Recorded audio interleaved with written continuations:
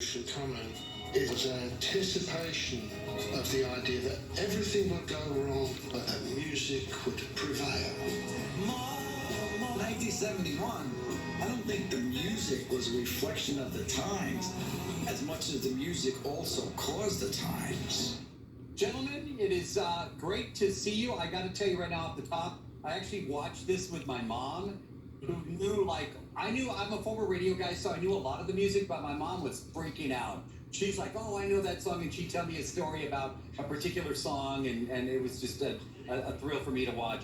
How do you take something like this on? I mean, you hear the expression, what a year, but really, 1971, what a year. How do you take something like this on? I found this book and it just appealed to me because, like everybody else, I was like, you can't be serious. Not all that music kind of come out in 1 year. It's just not possible. But yes, it had.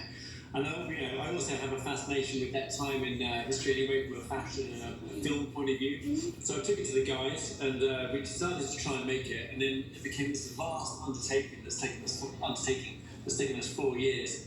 But we're delighted with the results.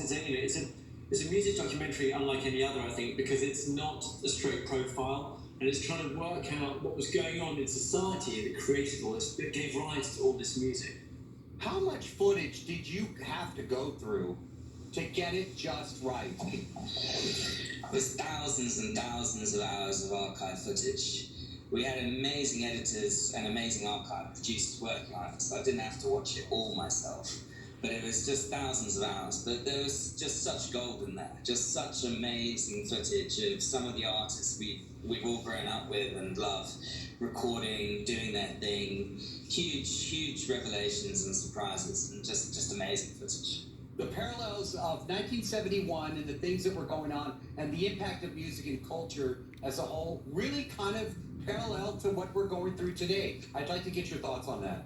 Yeah, I think that's always a sign when you know you're onto something. When this project first was conceived and was starting, the world that we're living in now wasn't really happening yet. It was all happening at the time. The kind of political issues going on, Black Lives Matter, everything going on in the US, things going on here.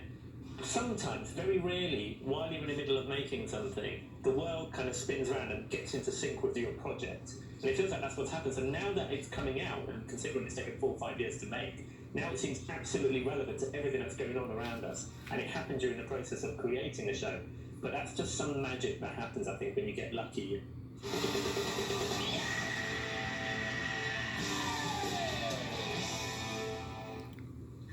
Join us on the After Show. I'm going to be talking more about this fascinating docuseries. It is now streaming on Apple TV+.